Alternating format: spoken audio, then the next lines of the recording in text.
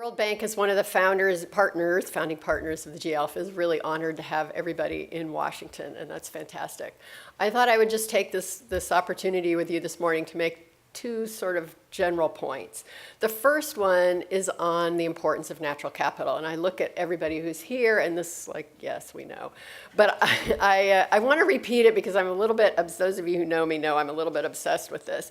So this year, the World Bank put out a report called The Changing Wealth of Nations 2018, where it actually tried to measure the total wealth of countries. So for every country, we added up produced capital, buildings, equipment, machinery, natural capital, energy resources, forests, soils, arable land, et cetera, human capital, which is education and health, and net financial assets. And we find, it's not surprising, that natural capital is a really critical element of the total wealth that countries have, especially in developing countries where on average it's about half of the wealth that they have. So the first fairly obvious point is that natural capital has to be preserved and managed properly to maintain well-being so that it continues to generate in perpetuity the returns that we want and isn't depleted for short-term gain.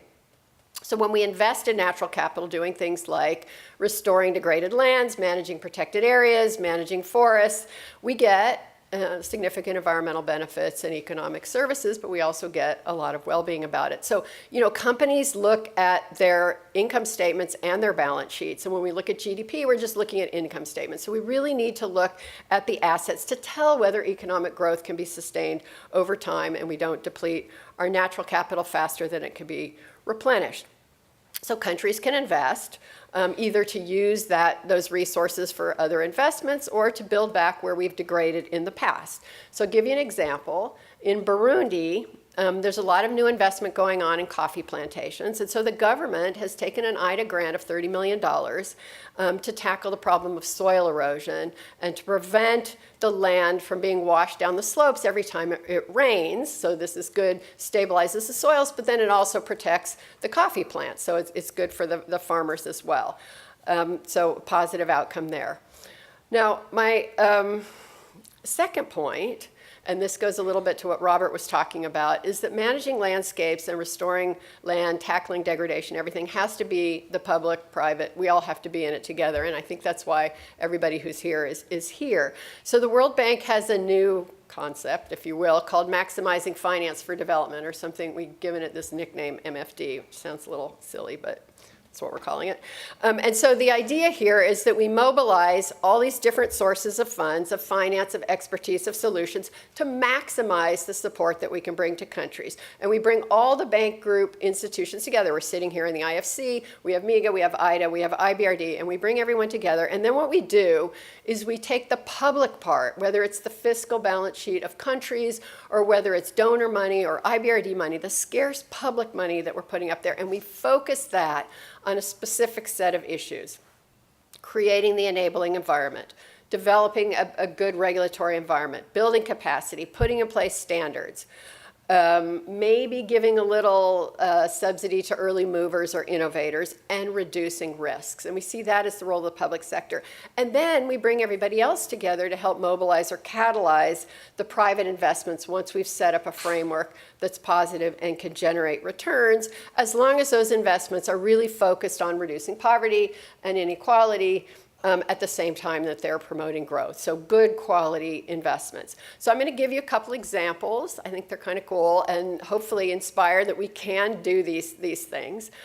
In Vietnam, I was just in Vietnam in December, more than half of the country's mangrove forests have been cleared, mostly to accommodate new shrimp ponds. And so to try to reverse these losses, we help the government come up with a new regulation. And what that does is it's aiming to give the private sector incentive to bring forests together with the shrimp farm, the coastal forests together with the shrimp farms, because what they did is they put in a requirement that 50%, to get the designation of being organic shrimp farm, you have to have 50% of your pond with mangroves. And so the government then helped restore these mangroves. They took actually a pretty big loan from the World Bank to the Mekong Delta, $310 million. And the government in parallel then started restoring the mangroves. And so then the private sector came in. So you take a company like Minfu, which is one of the world's largest seafood exporters, and they're inspired to buy from these shrimp farms where the mangroves are there, because then they get the organic certification for export and they get a premium on what they're selling. So by doing the regulation with the government investment in the mangroves, then you've got the private sector come in, and now it's really started to take off. So that's pretty cool. Another example is in Mozambique, where we've been supporting the government. The IBRD has been supporting on policy reforms, capacity building, land use planning, and land tenure reform, really with an effort to build the investment climate there, because it's been seen as a place where a lot of private sector didn't want to come.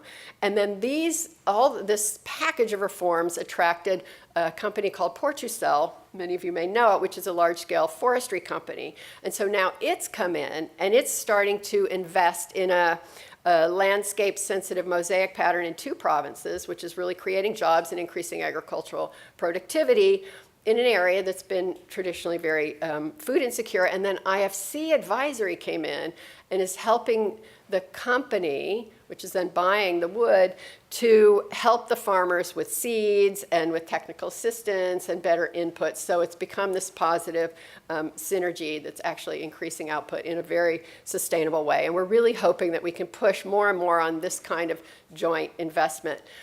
So many of you know about the bond challenge, where we've committed, we collectively as a global community, to restore 150 million hectares of the world's deforested and degraded land by 2020, which is right around the corner. And so, as Robert was saying, if we're going to get there, if this isn't just at these global conferences, we really need to think of how we can be a lot more creative and fast. So one of the things we were working in Ethiopia, many of you may know the story because it's a fantastic story. We did a study last year that showed that nearly half of the highlands in Ethiopia were eroded, and that this declining productivity was costing 2 to 3% of agricultural GDP per year. So we're thinking, what can we do? What can we do? How can we be creative? And so what we decided to do, we were going to focus on land tenure security, which is really complicated, but specifically focused on young farmers to support them to think about managing natural resources better. And so we issued 500,000 households with legal communal land tenure certificates, mostly for young farmers who really might have been unemployed, might have left the area, to give them a real sense of ownership of the land and give them an investment and a sense of reason to invest in the landscapes.